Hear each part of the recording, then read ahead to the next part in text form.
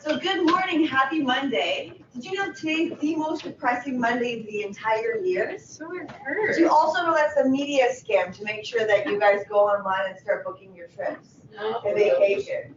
Did you know that? No. Yes, apparently that is exactly what it is. Similar to there's another, I think it's hottest day. What is the hottest day? Something about like the most fun Monday or something like this. And basically it was started by an ice cream company for people to be persuaded to buy more ice cream. So why am I talking about this? Because today it's all about persuasion.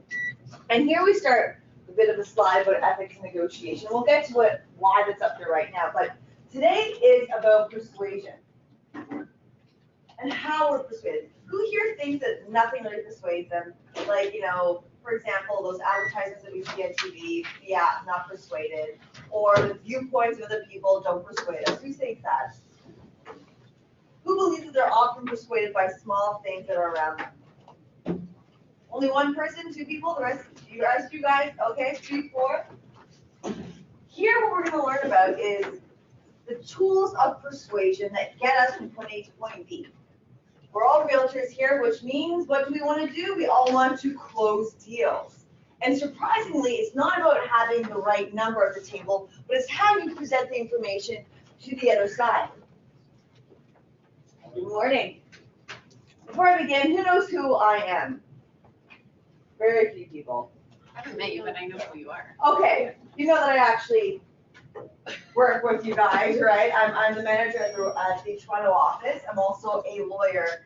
I've spent many years persuading people to do things they do not want to do.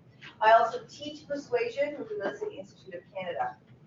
And what I've seen consistently with people that have learned these tools is one, they become a little bit less persuaded themselves.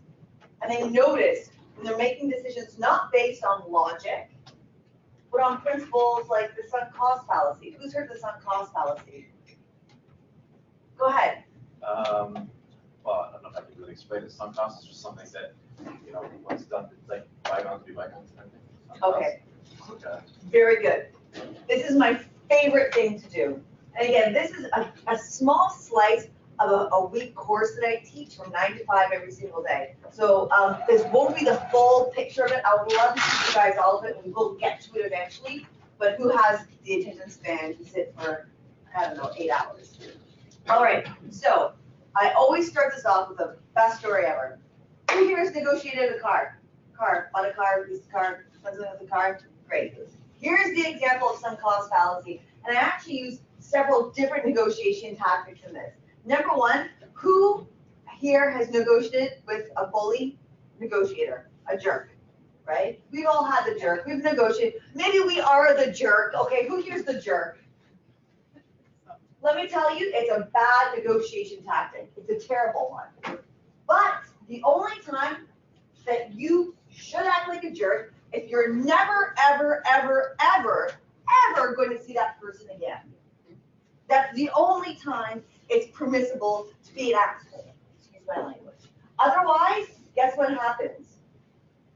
If you are a jerk as a negotiator, people will not want to work with you. And this industry, it is small. Very small. What also happens, and I've done this a lot when I've negotiated against lawyers that I know are jerks, I over-prepare so that I'm going to slam them at every single point and make their lives very difficult, because I already know that they're a difficult person, so I'm going to be even worse.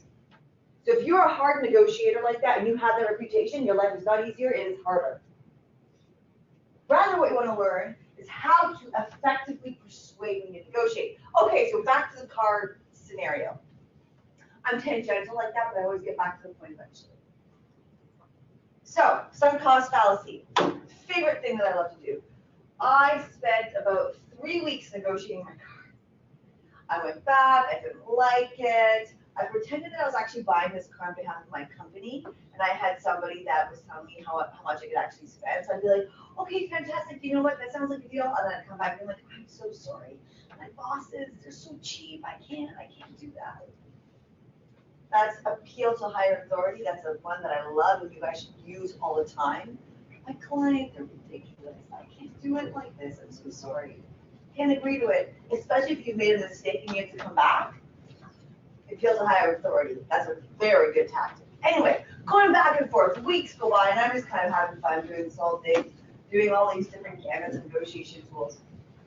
Finally, we get down to it. A week later or two, we have the paper in front of each other, and I'm about to sign on the dotted line. Apparently, I've really made it difficult for them to sell this car. They can't believe how low it's going. And right before I sign, I look up and I said, how about some free mats and a free clean? The guy was like, God, just sign the bloody thing. We just spent a couple of weeks and you really, I don't know if you really want this deal to fall apart for mats and a free clean, do you? It's like $350 for mats. Yeah. Come on, I say to him. He's every person, just fine, just get whatever you want, just sign the bloody thing. So do clean and free mats? Fine, sign the thing, boom.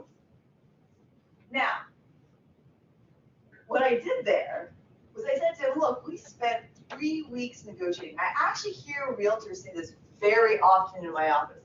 I just spent months negotiating this deal and now it's going to fall apart. Well, let it fall apart if it's not a good deal. Never appeal to sunk cost fallacy. And what a sunk cost fallacy means is that we think about all the time or money that has passed, and so we make a deal even if it's a bad deal. Always focus on what you're getting at that point, not what you invested in the back end. Here's an example. Who here loves to eat?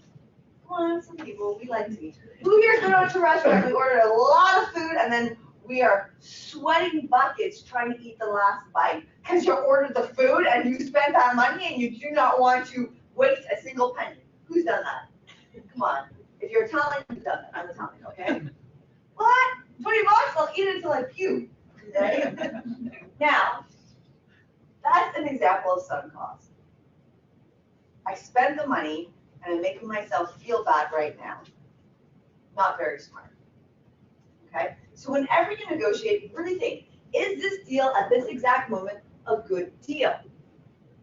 Now, unfortunately, today we're not going to go through how to create and always analyze your deals, but nonetheless, keep this in mind. At the very outset, always know what would be a good deal versus a bad deal. So at that moment, you're not persuaded by other things, and you know whether or not you're signing a good deal. Okay?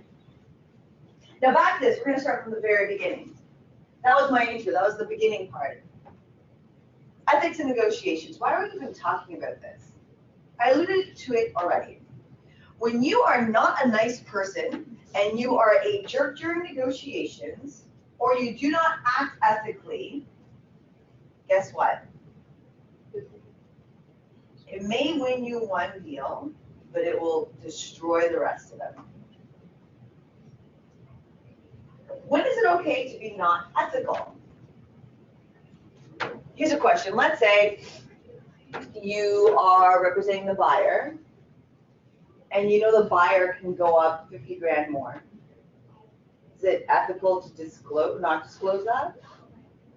Right? It's not. It's not ethical to keep that quiet, knowing that your buyer can go up $50,000 more, but you're not telling the seller that he can? Is that ethical or not? Yeah, it's ethical. Exactly, it's ethical. Right. Now, is it ethical? Let's say you know the buyer, you're representing the seller now. And you know the buyer is really interested in making sure, let's make something up quickly, they really want a beautiful view. It's very important to them they have this view. Okay, they've expressed it. Oh my God, they're buying this gorgeous condo. You're representing the seller, and you know very well that a big tower is coming up in the air, and that view is gone. Is it ethical to not disclose that? Now you're representing the seller. It's not ethical. Yes, it is ethical. Representing the seller. If we are. Why is it not ethical? Because disclose is the first thing you should do when you have a buyer, you have a client. If you're representing the seller. But you know there's a building going up, so you have to disclose it. But when the building goes up, there's notices everywhere, so it's the buyer's agent. You should know. That buyer may be your seller down the road, and if they've had a bad deal, they will remember to tell people, watch out for this person, they won't tell you everything, and you're going to pay for that down the road. That's an excellent point. Go ahead, I like to intro people when they chew. It's my thing. It's just like, I love it. It just makes me happy. Yeah, you're representing the seller. Don't say anything. Don't say anything. Why are you saying no, don't say anything? Because, if you're representing the best interests of the seller, not the best interests of the buyer. Okay, so, So go unless ahead. you're specifically asked. It's, Go ahead. you go both ways, but also the buyer's agent should be the one, sort of doing their due diligence on behalf of. That's fine. What if the buyer's agent asks you, then you have to tell them. That's- They don't have- that's they a don't different- have- yeah, exactly. That's a different scenario. What if the buyer agent said, you know what, my client is really excited about the view here? Do you tell them? Should. That you should, What would the law say? that you should. That you should? No, they don't have to. Reba or common law? Yeah, I was gonna say which one. Ah, they're kind of aligned. So Reba, okay, Reba, we're gonna go by Reba. And let me describe the scenario. Buyer walks in with their agent. Buyer says, I want this place because of the view. Otherwise, I do not want this place. All right, you do know that there's a building going up. However, there are no signs. Okay, just put or imaginary signs. There are no signs showing, you know, you have to have the disclosure or putting this up. Nothing. Indicating that view will be lost. Do you disclose? How do you know? Yeah. How do you know? You got the information from across the street, doesn't matter. You know the information, it's accurate Does the information. seller know? Has the seller communicated it to you? Can they prove? Doesn't matter, it doesn't matter. Okay, doesn't- you know, But can they prove, absolutely conclusive. can they prove that I know? Can anyone prove in court that I knew? Yes, If they could prove it, then I would disclose. if they can prove it, you would disclose it, go ahead. Based on REBA, we must disclose just latent defects, not Yes. latent. And that would be a latent defect. Right, that would be a latent defect. Then we must, yes. Then you absolutely Latent, we must. I don't care whether or not they can prove it, you absolutely must. If there's no notices. Now, let's say there's a big notice, Like it's public knowledge, like it's in the official plans, and there's a sign, there's a sign, pattern would be a sign. Something could be latent as in not readily visible. Pattern would be visible. Reba says then you don't have to really say anything. Here's another question though. What if they're overlooking it? They just simply didn't see it. You know what the common law says? It's actually good practice between lawyers as well. I cannot profit off of your mistake. So if I'm negotiating a deal, for example, between two people, and we negotiated, let's say a certain clause is gonna be X, Y, Z, and I noticed that in the final draft, we forgot to put X, Y, Z in, I can't take advantage of that person. So what I'm saying generally here is that the law and ethics, pretty much the same. So yes, it's very easy to act in a very ethical manner. Now, having said that, why we are here is because acting ethically does not close the deal. So we have to think about ways to be ethical in closing the deal as well. All right, any questions so far? I like making you guys think. What if you didn't know Okay, when that building went up? okay. Can that still come back and Yes. question the answer? Yeah? How can it come back? Let's say you're representing the seller. It could potentially. Okay, big thing about lawyers, what we like to do is say maybe all the time. Depends on the facts. How could, if you were representing the seller, there be an issue if a building pops up across the street? How could you be responsible for that? How could you be sued? first of all, everyone loves to sue these days. So most likely you will be brought into a lawsuit. And this is what the lawsuit would say, that you acted negligently.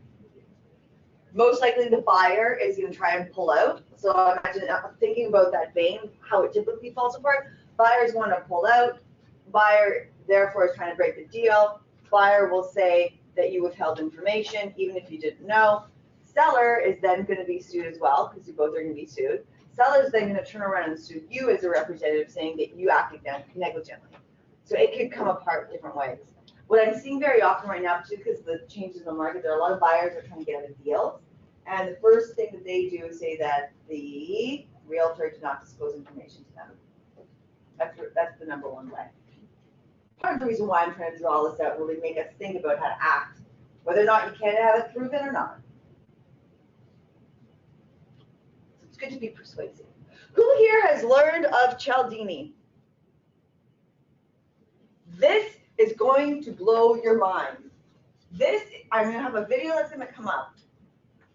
Cialdini is a brilliant, I believe he's a professor at Stanford, something like this. Something very impressive that I am not. He's a doctor. And what he's learned over 25 years of studying human behavior, there are certain things that consistently pop up that persuade us to make certain decisions. These 6 principles you're going to start to notice will affect or pop up in all of your decision making.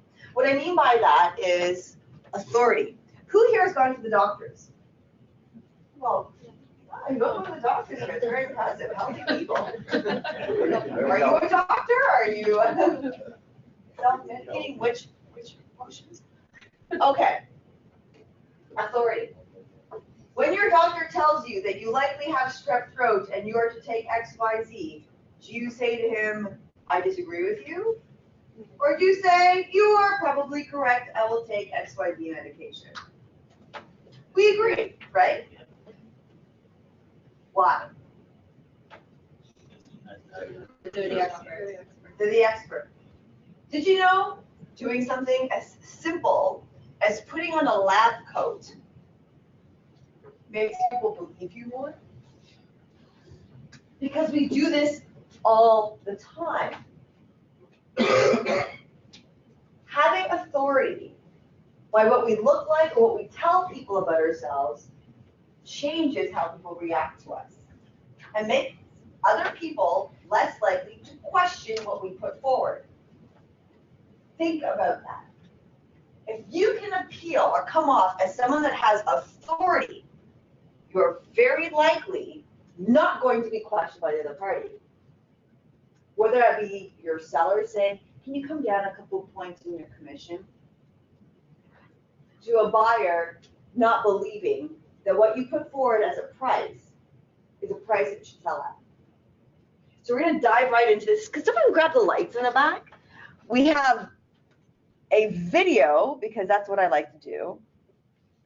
All right, are you ready? Yeah. I would get a paper and pen down, because we're going to talk about all of these principles afterwards and how we see it applied in our own lives.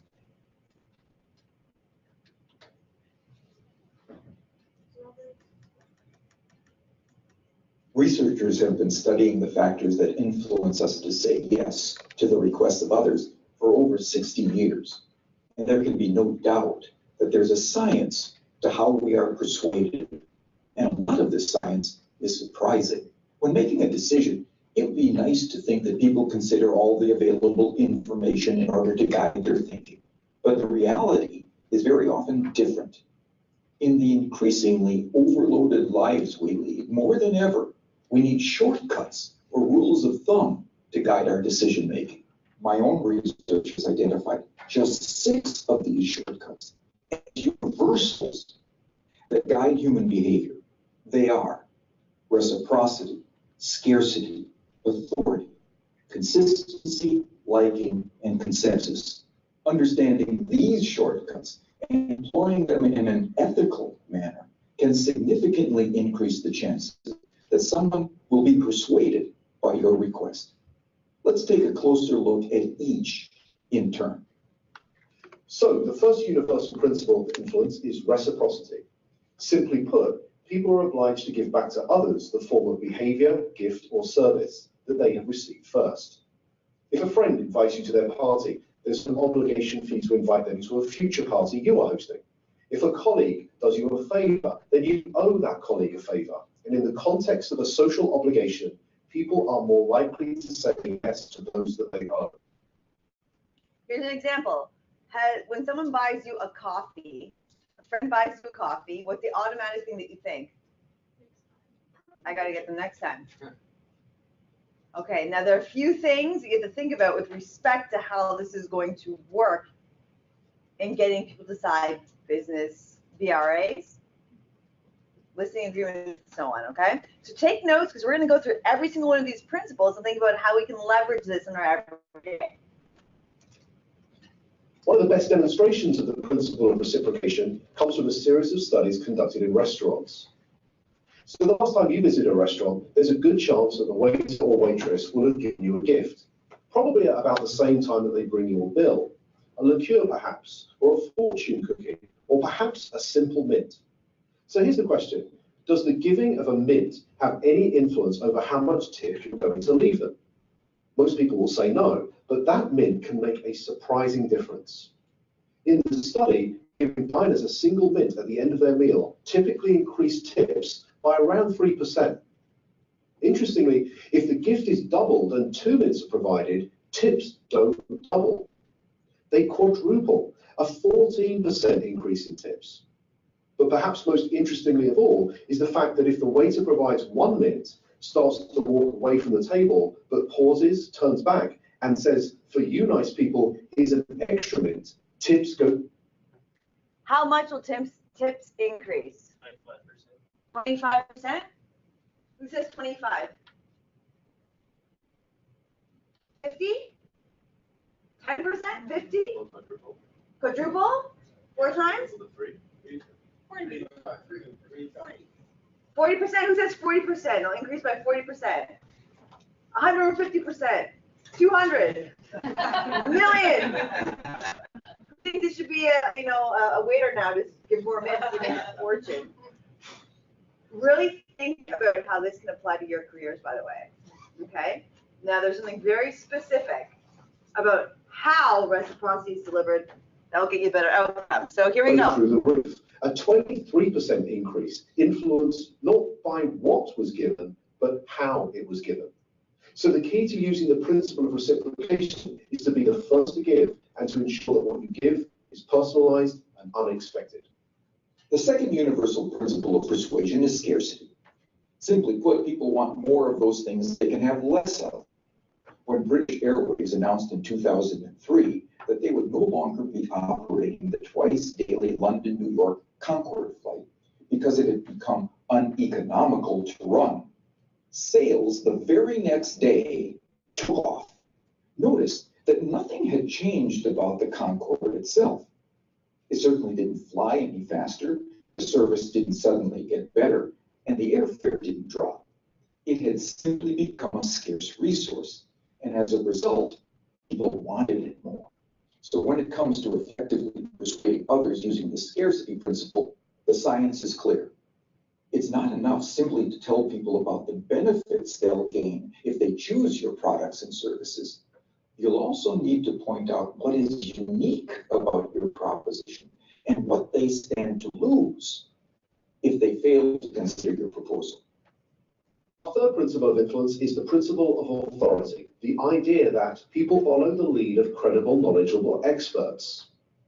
Physiotherapists, for example, are able to persuade more of their patients to comply with recommended exercise programs if they display their medical diplomas on the walls of their consulting rooms.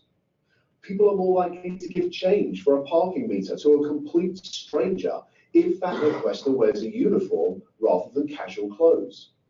What the science is telling us is that it's important to signal to others what makes you a credible, knowledgeable authority before you make your influence attempt.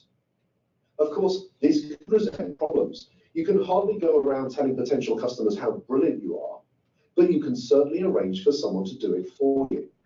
And surprisingly, the science tells us that it doesn't seem to matter if the person who introduces you is not only connected to you, but also likely to prosper from the introduction themselves. One group of real estate agents were able to increase both the number of property appraisals and the number of subsequent contracts that they wrote by arranging for reception staff who answered customer inquiries to first mention their colleagues' credentials and expertise.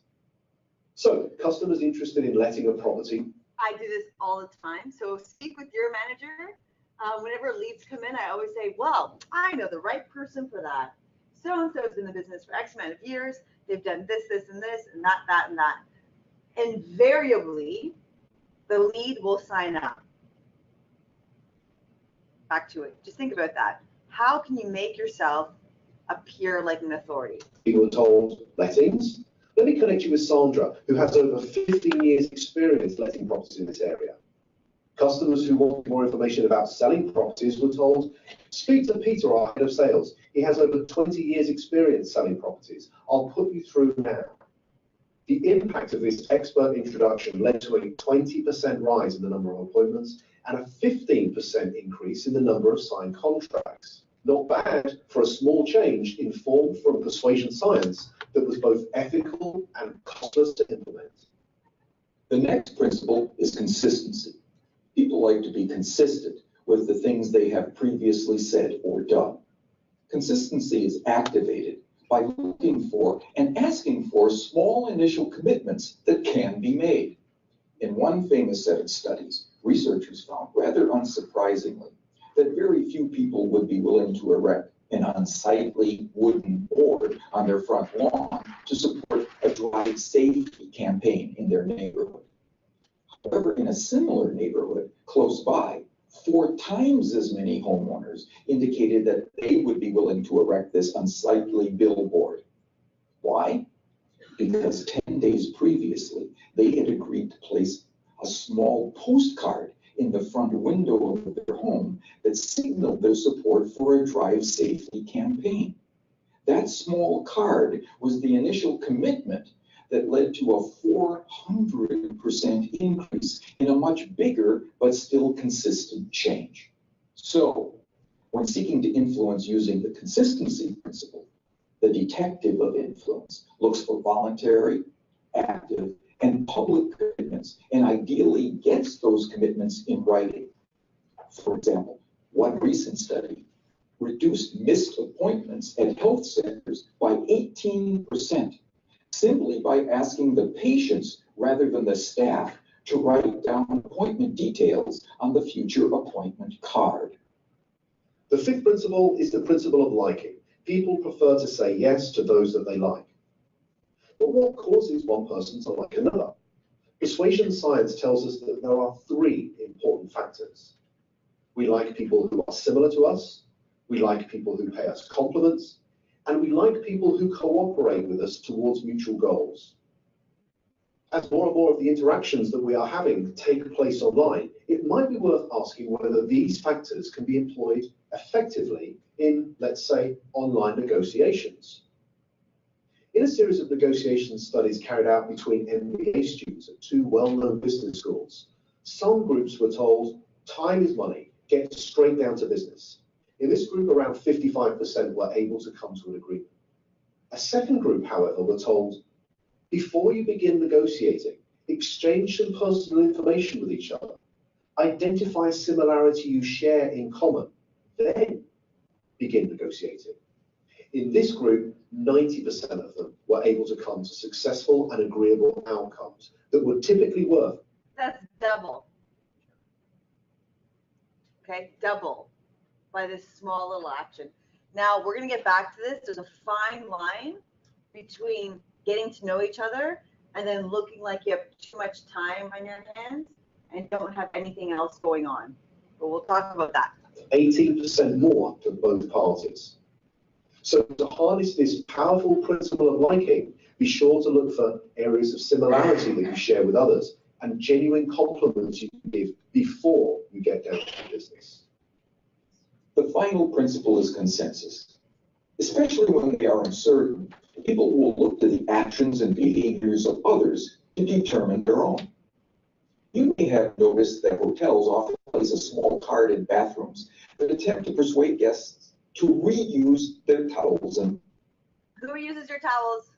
Who reuses? Yeah, who here reuses? Whenever you guys are at the hotel, do you reuse your towels?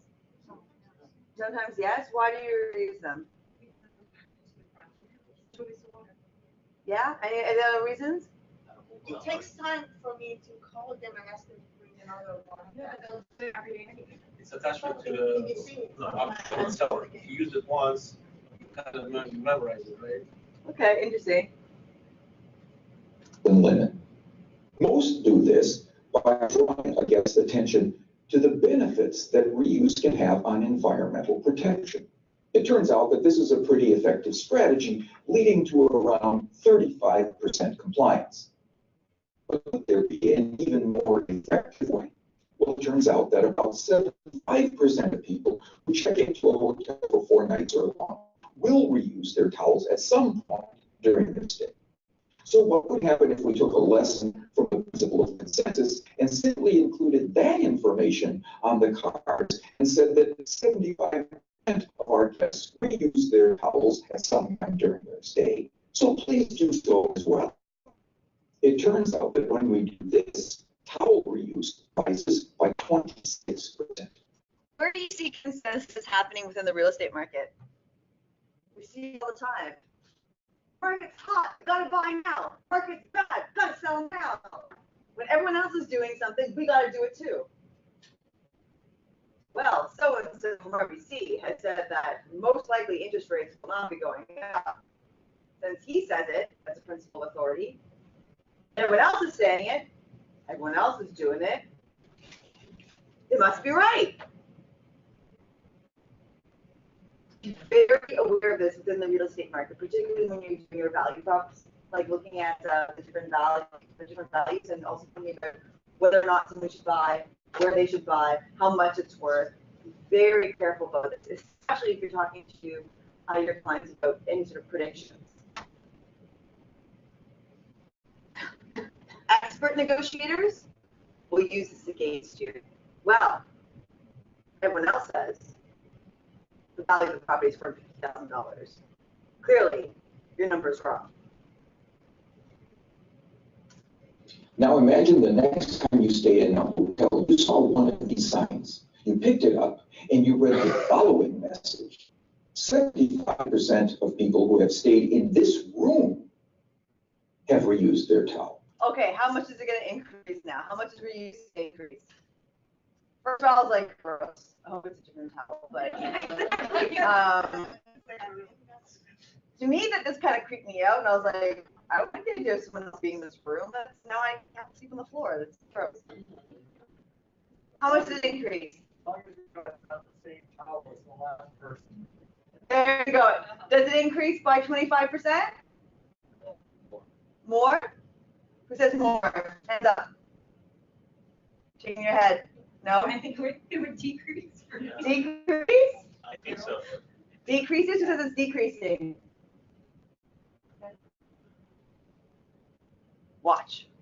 What would you think? Well, here's what you might think. I hope they're not the same towels. We're not And for alone. most people, you probably think that this sign will have no influence on your behavior whatsoever. But it turns out that changing just a few words on a sign to honestly point out what comparable previous guests have done was the single most effective message, leading to a 33% increase in reuse.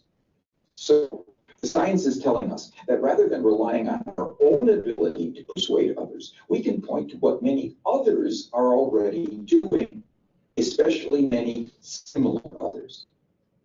So there we have it, 6 scientifically validated principles of persuasion that provide for small, practical, often costless changes that can lead to big differences in your ability to influence and persuade others in an entirely ethical way. They are the secrets from the science of persuasion. Done. Lights back on, please. Everyone else likes the lights on. What's that one? All right, let's go from the very beginning. Does anyone, first of all, have any questions about what you just saw? Does anyone not believe that it actually works? I don't know. Here's an example. I can go through every single one of these consensus. I was for students, and very often what they had us do was run around downtown with documents, big documents, carrying things from one place to the next. So your break from working like 18 hours sitting was going out into the wicked world that is downtown Toronto with big books and binders and going back and forth between courtrooms. So the way to entertain ourselves and make our lives fun, we decided that we'd like to play along with some of these principles. Very often we can leverage those principles in the courtrooms when we're negotiating, etc. Principle consensus. So that's like the sheep mentality, right? I think it's downtown Toronto. So downtown Toronto had a big binder of books, and I decided to try a couple of other students were going to do this. We stood at the corner and we looked up. Just looked up. When I stood by myself, people were kind of like, you know, yeah, lawyers lose their brains. And they kind of did a little one of these things and I'm doing it. However, when we got 4 students sitting there holding binders, looking up at the thing, you know, seeing something up the sky, one of the skyscrapers, what ended up happening?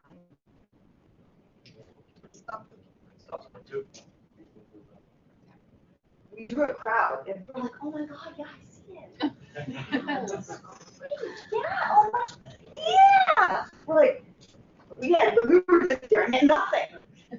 A whole crowd started to develop around it until we just kind of got scared and ran away. We thought this is just awkward now. You can be so surprised as to how small things can really move around your situation. So let's see how we are going to apply this in 2 different scenarios. Number 1 is actually being a client. Who here wants to learn how to get more clients in the door? This is why we're learning this. We want to learn how to do that, right? Who here is struggling with someone not making a decision to become your client? Only one person? No one's trying hard enough here. Every single person that you meet signs up, not seeing enough people. Who here has had a situation where they're negotiating a deal and the seller or the buyer just won't bloody well sign? We're here to learn that today. We're going to learn that by applying these principles. So let's go back from the very beginning and let's strategize as to how we can leverage this and how I have seen it work. Reciprocity. Number 1 rule in negotiating, never, ever, write this down, never, ever give anything without asking for something in return. Never. So what are you talking about? Well, if I'm going to come down 1,000 points on the list price, and I'm representing the seller, I can ask something in return from the buyer. Maybe during a closing date. Maybe I'll even say, fine, I'll come down the price, but because of that, now we're not going to include the light fixtures, whatever. As a buyer, same thing. If I come up with a point, come up with a couple dollars, I'm going to ask for something in return. Why do I have to do it immediately when I give something up? Social weakness? No, because the principle of reciprocity. Because weakness, who cares? Remember, we're not being jerks when we negotiate. If you do, people are not going to want to work with you. And also, if I know you're a jerk, what am I going to do? I'm going to over-prepare. Before you even start, I'm going to be a jerk. I'm going to make your negotiation life a lot more difficult. We all do that. Who here knows a jerk? Who's here worked with a jerk before? Do you automatically go like, you're kind of like, frustrated, don't want to talk to them, walk by, go like this. They ask something from you, you're like, what? You know, that's how you react to them. Don't be a jerk, right? Anyway, back to reciprocity. This is something you should leverage whenever you negotiate. Because of the principle of reciprocity, I give you something, I buy you a coffee, you feel the need to give back to me. Leverage that negotiation. You're probably going to get a yes with that request. Problem with this, never, ever, ever give something, walk away and ask for something back later. Why? You are consistently in relationships with people who have short-term memories. You have long-term relationships with people who have short-term memories. Reciprocity principle actually cools. That friend that bought you that coffee a year ago, is it really very strongly element of the coffee now? No, probably forgot about it. That emotional effect disappears. The likelihood of having to do is to close a client that you want them to sign. How can you leverage reciprocity? Is it buying them a coffee and then asking them to sign a deal? Or sign a representation agreement? Go ahead. Information, something that might help them make a decision and then say, is there any reason now why you might? Okay, that's one way. There is just one really specific situation that you buy and sell at the same time. So you give some discount on selling a commission if you do this. I wouldn't even ever reduce my commission. There's so many other ways to get people to sign. Go ahead. No, that was gonna be one of the. Okay. That's not ideal. Not ideal. Go ahead. I can do this for you, this for you, this for you, this for you, this for you. All I ask is for your vote. Have you already given something though in that scenario? You're talking about what you're going to do. You haven't done anything. Here's a guarantee. Eh, Here's a guarantee. they haven't really done anything for me. Cancellation guarantee. I tend to give people, and it just works for me. Whether or not I'm giving them something physical, like I do that already, but when I'm with my clients, I give them my attention and my time and my ear. Like I listen. So people love to be heard. They love to be heard. And I don't think we really listen to people very often. So I'll literally take time and listen, and people will just open up, and automatically you build that trust with people. And That's likable. it seems to work for me. Likability. That is very important to do. People feeling heard is very important. Small way. I learned this from one of the most successful guys that actually got right at Home Realty. But brilliant person. Has done very well for himself. And he taught me something when I started in the field, because I also have questions as well. If you have a buyer, you do a few things. There's a test that I'm going to tell you about as to whether or not your buyer is actually serious, which we'll go through in a second. But before that, always have a rep agreement. You go to the first place. You've now physically showed them the first place. Exactly at that moment, you have them sign. Why? I've done something out of my way. Now you owe me. You could also give them marketing materials or a CMA, like an evaluation. You know, and by the way, being heard is very important. I think that should be understood, and I think you're absolutely right with that one. But that has to do with likability as well. Because often when we speak with someone, we're actually listening. What do we start doing? We sort of mirroring. Yes, we all do it. If you're, you start doing the same thing that they're doing. Now we appear similar. You brush your hair, I do this. You take a sip of water, I do the same thing. So often when we are actively listening, we subconsciously start to mirror, and therefore become more similar. So that's very important. But, by the way, give them something physical. Now automatically ask for something in return, which is signing. The reason being is because people have now received something and feel like they get something back. Okay? A lot of realtors want to buy a representation. They just scare them getting. Yes. How do you come around that though? Well, at any point in time, Exactly. Like I understand completely. This is what you're nervous about. You're nervous that you're gonna find something on your own. You're nervous that you won't like working with me. Now how can we raise our profile with that person? So often people don't like to sign because they don't trust you. And you don't appear to have authority. Belford, who's heard of Belford? Wait, hold on, who's heard of Belford? Okay, who's this guy? Jordan Belfort. Pardon? Michael Jordan Belfort. Yes. He was a stock trader back What movie was after him? then. Wolf of Wall Street. Yes. Who's taking this course? Straight line persuasion. Yes. What is the big thing he teaches? Sharp as a tack, figure of authority, and Figure of authority. force to be reckoned. Yes. So the big thing that underlines his tactics is that people will not sign with you if they don't trust you. Now, authority, again, see, authority comes back up here. If you can establish that you have authority and therefore you are trustworthy, you'll overcome that. We're going to get to that in a minute. But so I'm just going to underline this here. This is something that definitely is an issue. Now, before you even meet with any of these people, you should have established you are the authority. Okay? And then, assuming that you've established authority, therefore trust, you should have already agreed beforehand. Now, in that instance, if they still do not trust you, certainly what I would say is, look, it doesn't matter how well an agreement is written. Okay. If two parties don't want to be a part of it, someone's going to find a way to get out of it. And actually, this is true. This is very true.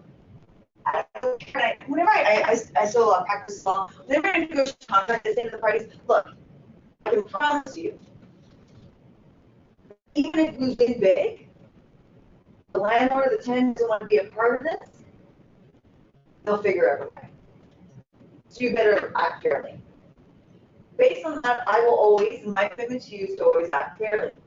I need to have time because I need to know that you're committed, you're going to work with me together, side by side, to make sure that we have good outcome. Having said that, my commitment to you is that if you're not happy, we renegotiate. You also else with higher authority. My brokerage, unfortunately, requires that we have this signed. My broker manager, that is such a so annoying. I'm so sorry. Let me walk you through this, but let me tell you this again. This is just to memorialize the relationship for legal reasons. But if you want out, I will do that to you. Don't even think twice. Here's a chocolate.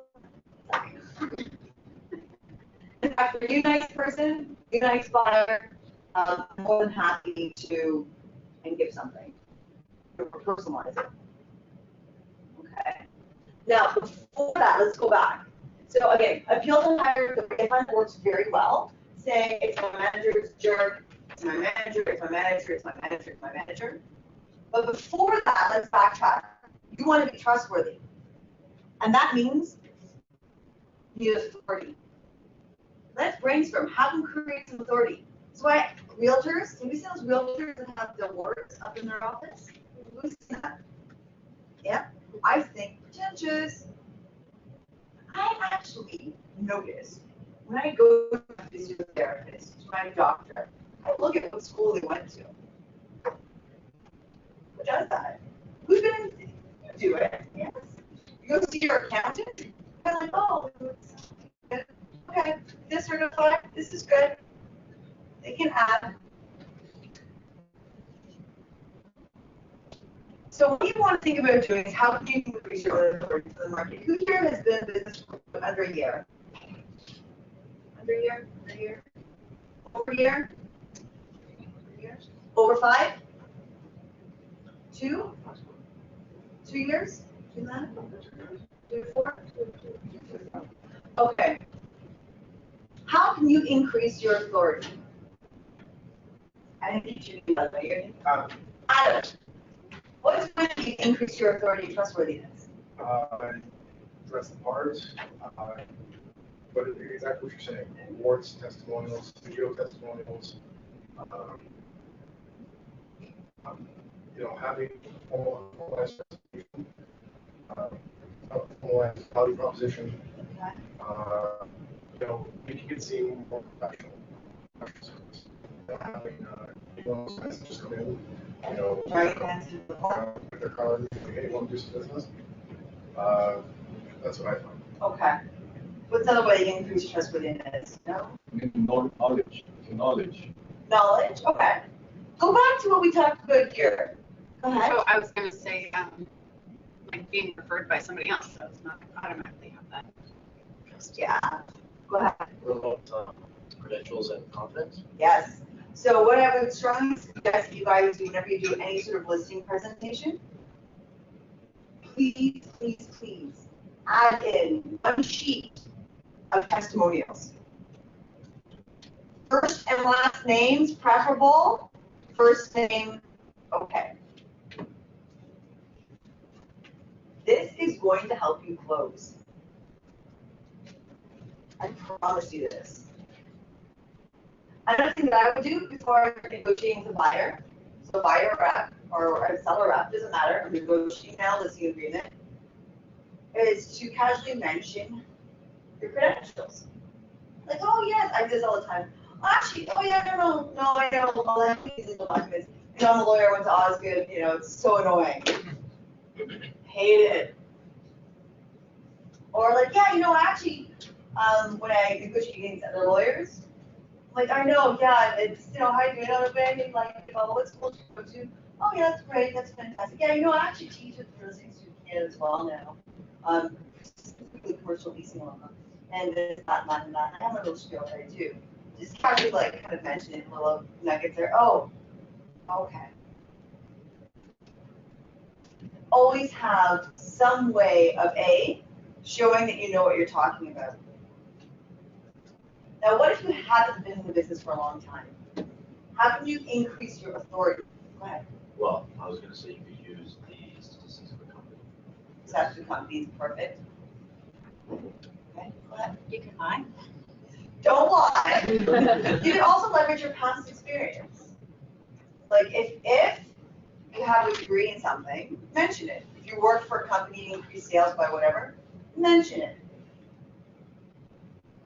If you have a great firm behind you with lots of stats, lots of numbers, in fact, we represent the most, we've got the most this and that, leverage it.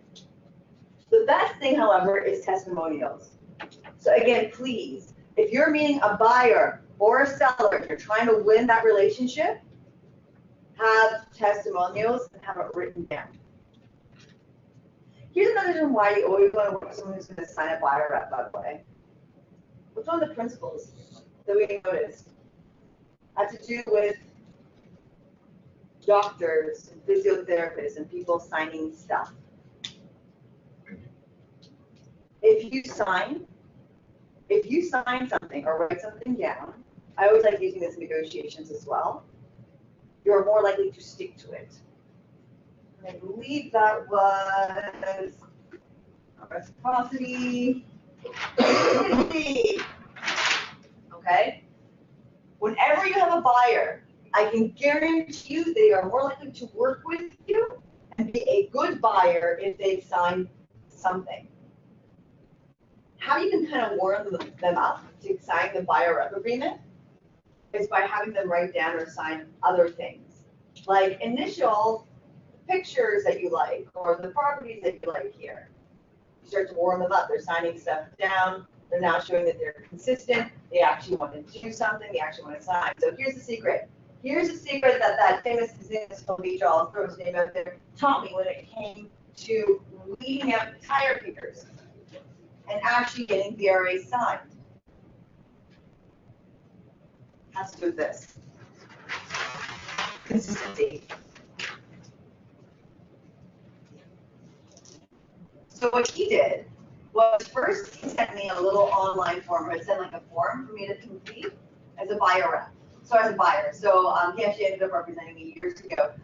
And I learned this from him. He had me fill out what exact is that I liked. This, that, single, da, da, da. When we met, get it on a piece of paper. Okay, so I just want to make sure we're all on the same page. So just, circle this, initial that. Is this the one, I like this one the best, sign. So now that I'm showing interest, that I'm actively now making the effort to be now a buyer rather than a tire kicker, I was more willing to sign the deal, right? Because I'm like, well, I said that I'm interested in buying. I'm like, so I'll sign this now. I can look like an idiot if I don't. Another thing that you should always get people to do is get their mortgage application done first. Even though it's meaningless, we all know that, pre-approvals are meaningless, get them to do it first. Because once they start doing something, you want to be consistent with it, and they'll be consistent by signing, by working with you. Okay, number one rule, Get them to fill out and sign other forms before you meet them. Therefore, they feel like they have to be consistent when they meet you. Number 2, have them already create and do active public things that show that they are buyers, and that is pre-approvals. If they haven't done a pre-approval, I would strongly suggest to you every single time, do not meet with them. Keep on saying, get your pre-approvals done. Have you done that? He does it to me all the time. He did it to me in the past, and now I understand why it worked. So as soon as I got my pre-approval, I'm now a buyer. I have to be consistent. Does that make sense? Here's another way that I like to start priming my opponent's side when I start negotiating. I say that they are fair. Look, I know you're a fair negotiator. So what do you think that we can do X, Y, Z? Why? 2 things. Now, the person, I provide them a compliment, liking, very important. But that person now feels like they have to be consistent with what I just said. I know you're a very fair person. You're a very fair negotiator. So let's work on this together. I promise you that works every single time. In fact, it's one of the best tactics that I've ever learned. Is saying to someone like, look, I know, again, this is a keyword, that you are fair. Or I know that you're acting in the best interest of your client. I know that you know your stuff.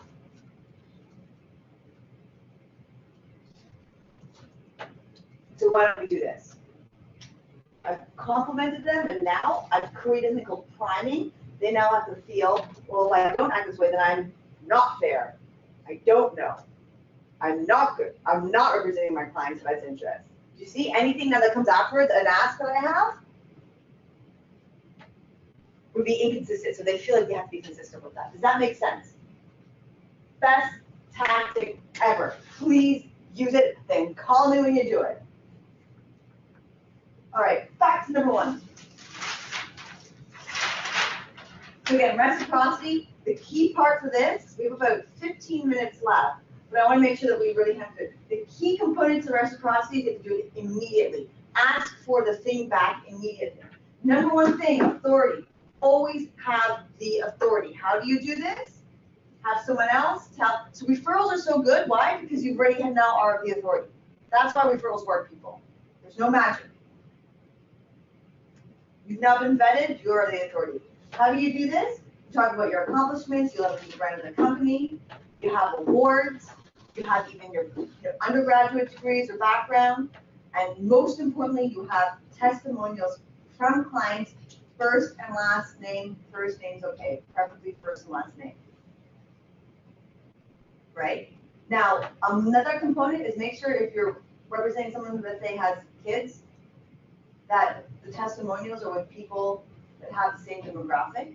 We tend to believe people that are like us, very important to do as well. How would they know? You can tell them, oh, Jane Eyre, she has 2 kids just like you. Draw their attention to it. Make sure you have a card, a list, a piece of paper, and whatever you present, and make sure that goes there. Okay, make sure it's left there because you will then be more likely to use them. Why does Google's rating work so well? Why do we all look at the ratings? Go to a restaurant. Who goes to a restaurant to look at the ratings of the restaurant in the comments? Of course. Who doesn't? You don't, you're living dangerously. Why? 2 things. Number 1, authority. Number 2, consensus. Other people use you, therefore you must be good. Now, how you can also leverage consensus during negotiations. How can you do that during negotiations? How can you get a deal done by leveraging consensus? We do it all the time. Go ahead. I guess what's sold in the building or whatever, like similar house, comparables, that's basically Yes. in that range. What are other people doing? But don't you fall into it. Okay? Know that. So when someone says, well, everyone else is doing this, then right away your antenna should go up, your spidey senses should go up and say, well, wait a second. Am I just going to give in to something because everyone else is doing it? One of the best what's it called? Those baseball people, they have people representing them doing their contracts, what are they called again? Agents, there you go, the career they wanted, which I can't remember what it's called. So I always thought being an agent would be super cool. One of the most successful agents in the world who negotiates hundreds of thousands of dollars is the most successful because of one thing. The consensus is saying A. He will say, no, no, no, my client's worth B. And he always gets B. And the way he does that is data. You can really manipulate data whichever way you want. Who says yes to that? How often have we seen data in the newspaper saying everything's going to implode, and we all have our own data that says everything's fine? Hands up, come on, be honest. How many times have we opened up the Toronto Star and the housing market is going to explode? Who's seen that? They're using your data. They're using your data. So whenever you're falling into a scenario in which you see consensus being leveraged, don't forget that you have your own data too. Now, to leverage this, and I promise you this is something that I do as well, go down to the very detail. Have stacks of evidence saying otherwise. What I like to do when, so I work mostly in commercial leasing and commercial real estate, whenever we negotiated pricing, and trust me, you can manipulate things to look whatever way you want in both markets, because I've done both markets. I just drown them in data, information. And then I would say, and the market looks like it's going to be doing this, whichever side I was on, I would manipulate it to look that particular way. Just drown them with information.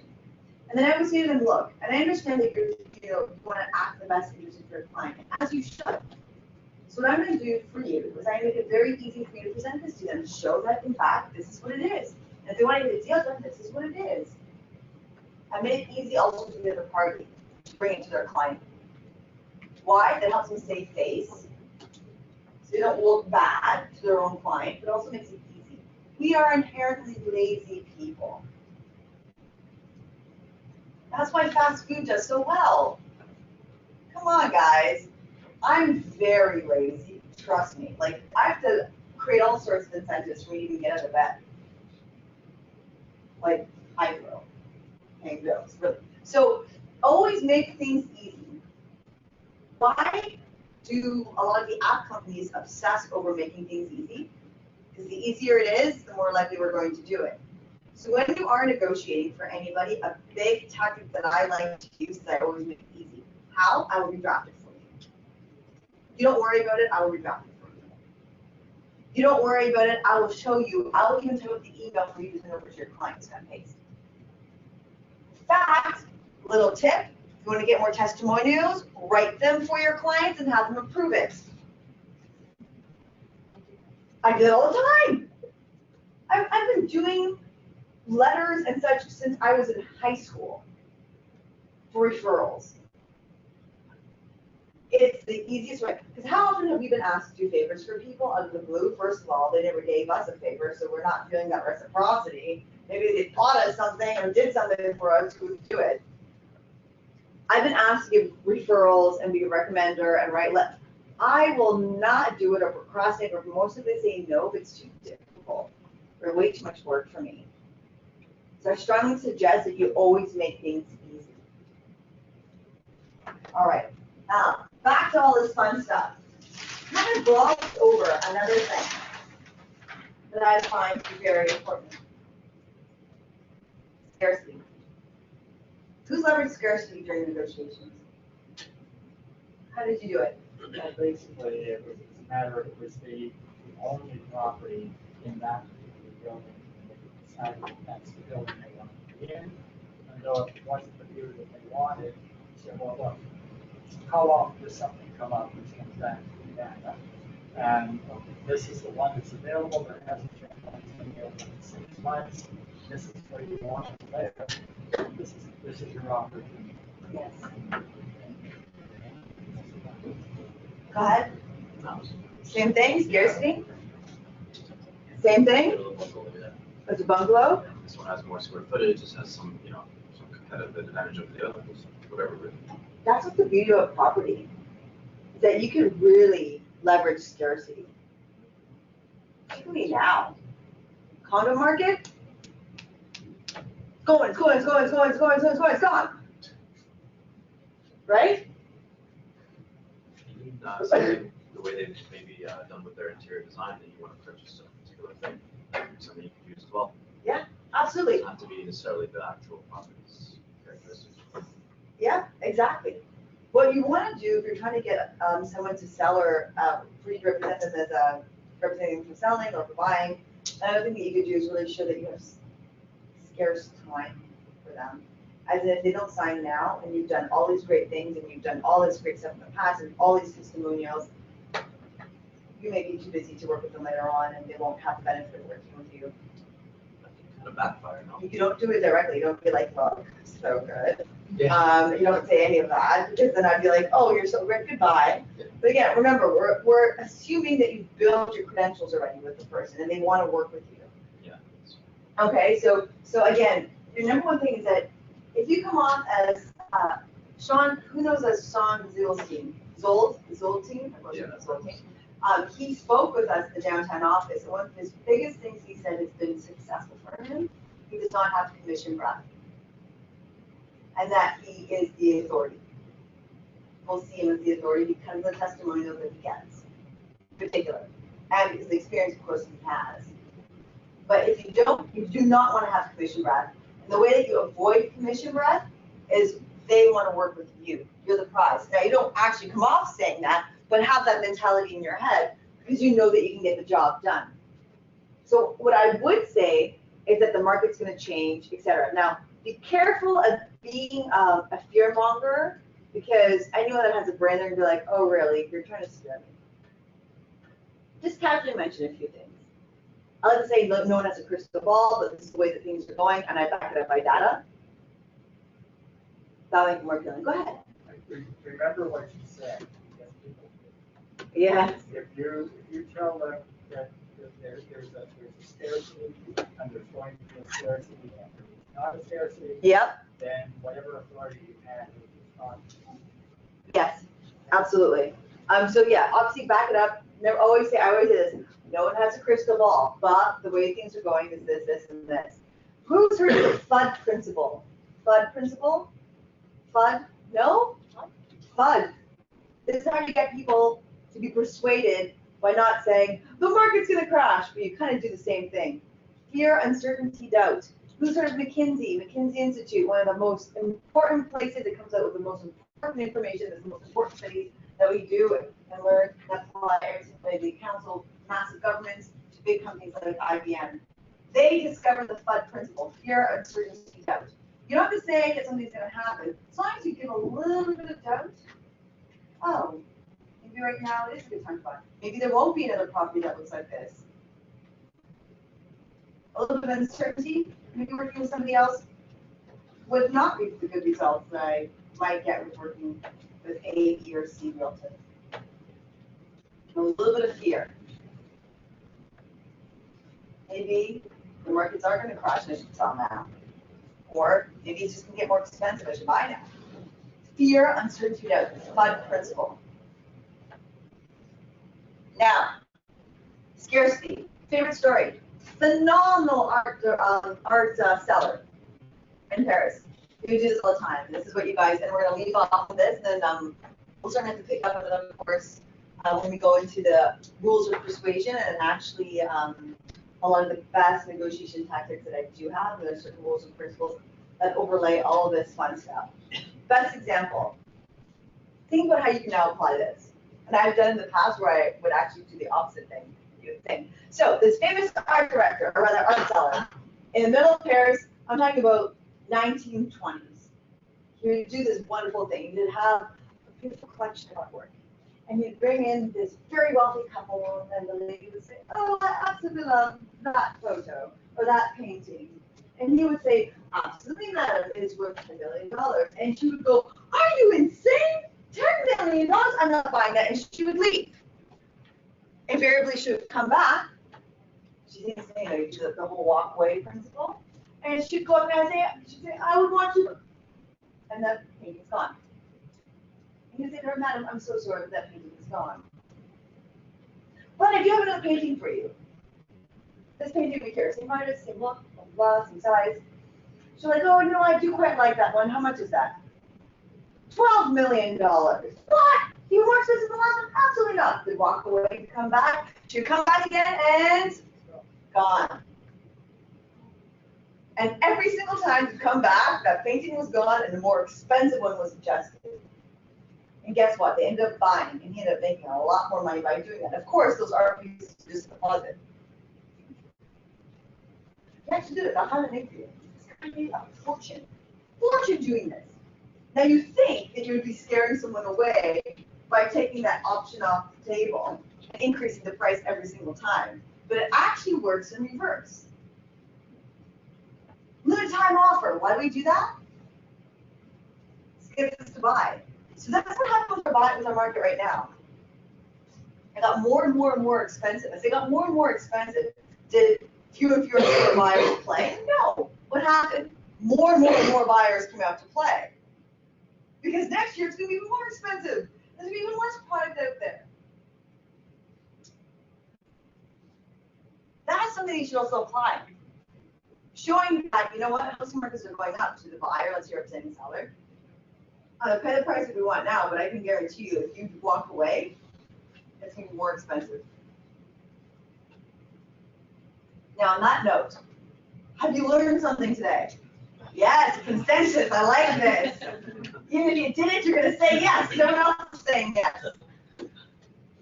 Wonderful. So we have a few minutes left. Are there any questions that you have right now? You want the video, don't you? I realize that's for it. Yeah. Pardon? There's another question also. Absolutely.